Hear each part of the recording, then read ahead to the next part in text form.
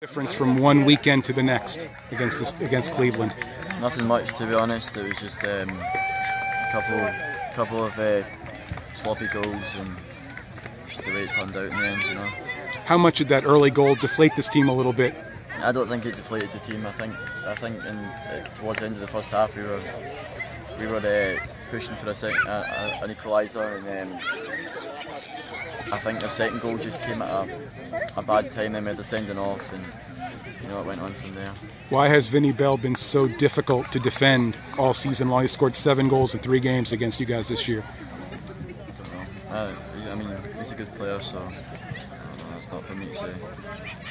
How difficult is it for this one to swallow, a 4-0 defeat to end the season? I mean, yeah, it's a tough one to take, but we won the conference at the end of the day, and we qualified for the cup again, so we have to take a lot of positives out of the season. We've only been beat twice the whole season, twice coming off them, and at the end of the day we won the conference, so there's lots of positives to take. So. What was the difference from one weekend to the next? Well, I mean, obviously just the first goal we conceded, we got caught stepping up late and let the boy in. After that we had to chase the game. Maybe we started chasing it a little bit too early. Well, I think we did, but you know, that's it. You live and die by your decisions, and obviously in the end 4-0, they're healthy winners.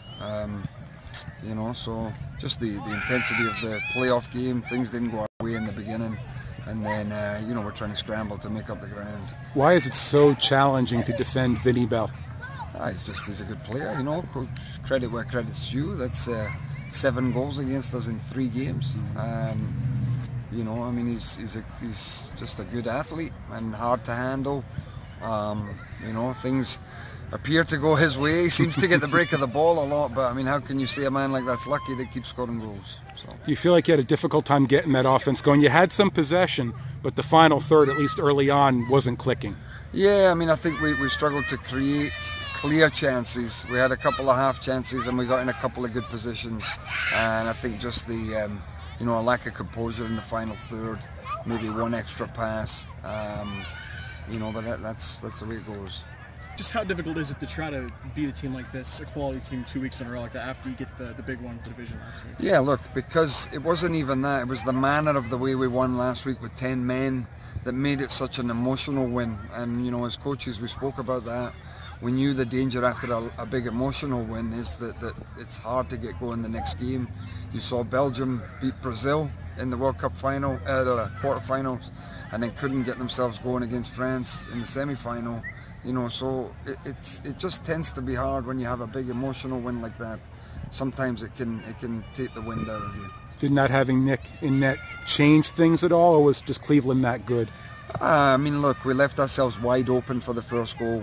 Nick may have got to it. There's no question. Ralphie did everything he could. Certainly don't know that it would have made a difference on the day. I think there were other problems, to be fair. What's the biggest takeaway that you can, I guess, take from this team and this group collectively going into the offseason? Yeah, I mean, that's obviously it's time to rebuild now and try and refocus and figure out what we can do better next year. A great regular season. Obviously, the postseason's different, a completely different game. But quality players. I'm hoping that a handful of them will come back next year, and that the management will talk and see what's next for the club, the team. And you know, if we got our core back for next year and we made some good additions, then I think we would be in good shape.